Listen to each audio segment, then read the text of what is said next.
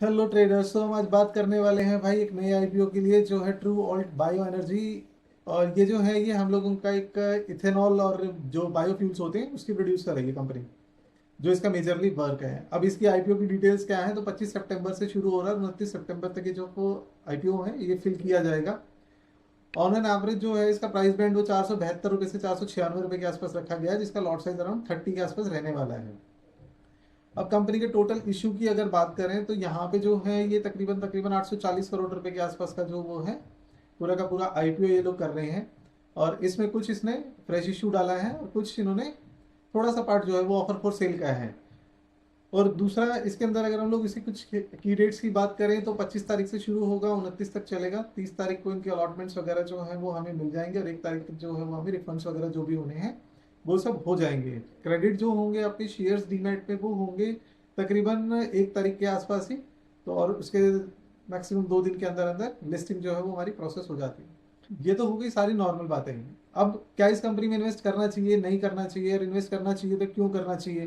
तो किसी भी कंपनी को स्टार्ट करने से पहले, हम लोग उसमें इन्वेस्टिंग करने से पहले हमें ये देखना चाहिए कि भाई उसका जो स्वॉट एनालिसिस है वो क्या है। स्वॉट एनालिसिस क्या होता है, तो स्वॉट एनालिसिस के अंदर हम लोग कंपनी की स्ट्रेंथ चेक करने की कोशिश करते हैं कि भाई जिस कंपनी में हम लोग पैसा लगा रहे हैं वो कंपनी उस लायक है भी या नहीं है। ठीक है। इससे पहले मैं आपको डिस्क्लेमर दे देता हूँ कि हम लोगों का किसी तरीके की कोई भी ना ये पेड प्रमोशन है और ना ही हम कोई सभी रजिस्टर्ड हैं कि भाई हम आपको जो है इसका कोई इन्वेस्टमेंट एडवाइस दे रहे हैं। तो जो भी आप इन्वेस्ट करें आप अपनी सोच समझ कर कीजिएगा। सबसे पहले कंपनी की स्ट्रेंथ की बात करते हैं। तो स्ट्रेंथ में क्या है कि कंपनी जो है वो डेली बेसिस पर 1800 से 2000 लीटर जो है वो इथेनॉल यहाँ पर ये प्रोड्यूस कर सकते हैं। कंपनी जो है वो इथेनॉल में या फिर आपका जो कंप्रेस बायोगैस है उसके अंदर ड्राई आइस, CO2, ठीक है, एडिड जो चीज़ें होती हैं उन सबको ये बनाने का काम करते हैं, जो कि इसकी एक स्ट्रेंथ है। दूसरी इनकी सबसे बड़ी स्ट्रेंथ क्या है कि ये जितने भी इथेनॉल ब्लेंडिंग के प्रोग्राम है ये सब जो है ये गवर्नमेंट के पुश के थ्रू काम करने वाले हैं। तो गवर्नमेंट भी चाहती है कि ज़्यादा से ज़्यादा चीज़ें जो है वो बायोफ्यूल की तरफ जाएं। तो वहां पर भी इनको एक एडवांटेज मिला हुआ है। दूसरा, कंपनी के जो फाइनेंशियल्स हैं वो भी ठीक ठाक हैं, काफ़ी अच्छे दिख रहे हैं। कि जो इन्होंने पैट अपना दिखाया है यानी कि प्रॉफिट आफ्टर टैक्स जो इन्होंने दिखाया वो 361% के आसपास इन्होंने ग्रो किया है फाइनेंशियल ईयर अभी 2025 के अंदर। और जो कंपनी की रिटर्न ऑन इक्विटी ये लोग दिखा रहे हैं वो दिखा रहे हैं तकरीबन 28% के आसपास जो है हमें रिटर्न ऑन इक्विटी जो है वो हमें इसके अंदर मिल रहा है। मतलब कि अगर हम जो भी पैसा हम लोग लगाते हैं, 100 रुपये अगर हमने लगाए तो उसके ऊपर हमने 28 रुपये कमाए हैं।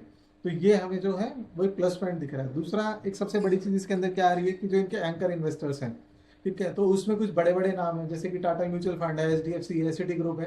तो ये लोग भी इनके जो है वो एंकर इन्वेस्टर हैं। तो हो सकता है कि फ्यूचर में ये जो चीजें हैं कंपनी के लिए बहुत अच्छा वर्क करें। अब थोड़ी सी वीकनेस की बात करें। वीकनेस में सबसे ज्यादा क्या है कि ये जो डिपेंडेंसी है वो इनकी रॉ मटेरियल के ऊपर है। रॉ मटेरियल क्या है इनका, गन्ना और मोलासिस। मोलासिस भी क्या है कि ये भी गन्ने का ही एक बाय प्रोडक्ट है। तो वो इनका बेसिकली जो है वो रॉ मटेरियल है। दूसरा, जो भी प्रोजेक्ट गवर्नमेंट से लिंक्ड होते हैं तो उनको गवर्नमेंट की रेगुलेशंस बहुत ज़्यादा माननी पड़ती हैं और उसी के अंदर उनको काम करना पड़ता है। तो कुछ भी थोड़ा बहुत भी ऊपर नीचे होता है तो इनके जो रेवेन्यूज हैं वो अप और डाउन हो जाते हैं। इनका जो वर्किंग का जो कैपेसिटीज हैं वो भी कम ज़्यादा गवर्नमेंट जो है वो कम कर सकती है, मैनेज कर सकती है। अब जो बायोफ्यूल प्रोडक्शन है ना, ये क्या है कि इसके लिए आपको वर्किंग कैपिटल जो है वो बहुत ज़्यादा चाहिए होती है। ठीक है। तो वो एक इन लोगों के लिए थोड़ा सा इशू क्रिएट करता है कि उससे क्या होता है कि इनके ऊपर डेट जो है वो जरूर से ज़्यादा क्रिएट होता है। तो वो भी एक इनके साथ में दिक्कत है। दूसरा, कंपनी जो है वो अभी 2021 में ही फॉर्म हुई है, तो ज़्यादा पुरानी कंपनी है नहीं। तो ये नहीं पता है कि भाई कंपनी की कितने दिन चलेगी, नहीं चलेगी, एग्जिस्ट कर पाएगी या सर्वाइव कर पाएगी या नहीं कर पाएगी। तो वो सारी चीज़ें भी इसमें देखने वाली होंगी। अपॉर्चुनिटीज की बात करें तो अपॉर्चुनिटी क्या हो सकता है, तो भाई देखिए सबसे बड़ी तो ये है कि गवर्नमेंट कह रही है कि 20% आप जो है वो इथेनॉल अपना पेट्रोल डीजल के अंदर मिलाओ और देना शुरू करो।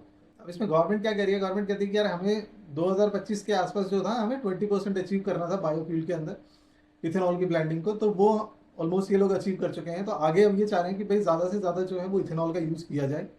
प्लस जो कंप्रेस बायोगैस है उसके लिए भी ये लोग चाहते हैं कि यार उसका भी ज़्यादा से ज़्यादा आगे जो है वो यूज़ हो। अब इसके लिए कंपनी जो है अपॉर्चुनिटीज के तौर पर जैसे जो गेल जैसी बड़ी कंपनीज हैं उनके साथ में ये लोग जो है वो कोलैबोरेशन कर सकते हैं और एविएशन फ्यूल वगैरह जो है उसके अंदर भी ये जा सकते हैं और वहाँ पे भी एक नई इनकम स्ट्रीम जो है वो इनकी बन सकती है। प्लस जो है आईपीओ का पैसा आ रहा है, तो आईपीओ के पैसे से हो सकता है कि ये लोग एक्सपेंशन वगैरह जो है वो करने की भी कोशिश करें। ठीक है, जो आपके फ्यूचर में जो है इनको अच्छा रेवेन्यू दे पाए। अब इसके लिए कुछ थ्रेट्स की बात करें तो सबसे बड़ा थ्रेट क्या है, कमोडिटी प्राइसेस का। तो गन्ने का जो प्राइस है ये डिपेंड करता है जनरली जो हमारा गवर्नमेंट है उसके ऊपर। तो गन्ना का रेट क्या रेट डिसाइड करने वाली है गवर्नमेंट, तो उसके बेसिस पर भी इनकी जो है फाइनेंशियल्स चेंज होने वाले हैं। प्लस जो भी पॉलिसीज हैं, पॉलिसीज जो रहेंगी वो सारी की सारी गवर्नमेंट डिसाइड करती है इन जैसी कंपनीज के लिए कि आपको क्या करना है क्या नहीं करना है। तो वो उनके बिजनेस मॉडल के लिए कितनी अच्छी होंगी नहीं होंगी, तो वो भी एक देखने वाली बात है। दूसरा, कंपटीशन भी थोड़ा बहुत हैंडल इनको करना पड़ेगा, क्योंकि देखिए हालांकि भले ही इथेनॉल में है, ठीक है, लेकिन फिर भी जो एग्रोकेमिकल्स की जो कंपनीज हैं वो कुछ ना कुछ मार्केट शेयर तो जरूर कैप्चर करेंगी, ठीक है। प्लस दूसरा, कंपनी का जो ये सेगमेंट है वो ऐसा है कि यहाँ पर जो डेट है वो बहुत ज़्यादा है, तो उसके साथ में भी इनको जो अपना एक्सपेंशन है उनको अच्छे से मैनेज करना होगा। तो उससे भी थोड़ा सा अगर कंपनी बच के रहेगी तो हो सकता है कि कुछ फ्यूचर में हमें अच्छे रिटर्न्स दिखा दे। अगर सेक्टर की बात करें तो सेक्टर तो है ही अच्छा, कोई दिक्कत नहीं है। बहुत सारी चीज़ें जो हैं वो चेंजेस होने हैं इसके अंदर। गवर्नमेंट भी इसको पुश ऑन कर रही है और एनुअली जो है इसको 10% के आसपास से ये ग्रो भी कर रहे हैं। तो ठीक है, कोई दिक्कत नहीं है, सब चीज़ें बढ़िया हैं। तो आउटलुक क्या दिखता है, तो भाई फ्यूचर में तो ठीक है, कंपनी अच्छा काम करने वाली है। और स्टॉक मार्केट में तो रिस्क हमेशा से ही इन्वॉल्व रहा है और रहेगा। तो आप किसी भी कंपनी के ऊपर आप ये आंख बंद करके बेट नहीं कर सकते कि हाँ जी ये बिल्कुल बहुत बढ़िया ही रहने वाली है और आगे सब कुछ होने वाला है। जीएमपी जो है अभी करंट डेट के हिसाब से तकरीबन 16% के आसपास का चल रहा है। तो आप ये मान सकते हैं कि 80-90 रुपए का प्रीमियम जो है ये लिस्टिंग गेन्स के साथ में दे सकता है। बाकी राय कुछ नहीं है, आप चाहें इन्वेस्ट कीजिए, ना चाहें तो मत कीजिए। स्टॉक मार्केट में इन्वेस्टमेंट हमेशा रिस्की होता है। तो हो काफ़ी सारी चीज़ें आपको क्लियर हुई होंगी। वीडियो अच्छी लगी हो तो लाइक करें, शेयर करें अपने दोस्तों के साथ जो नए आईपीओ की तलाश में रहते हैं। मिलते हैं जल्दी नेक्स्ट वीडियो में, तब तक के लिए थैंक यू।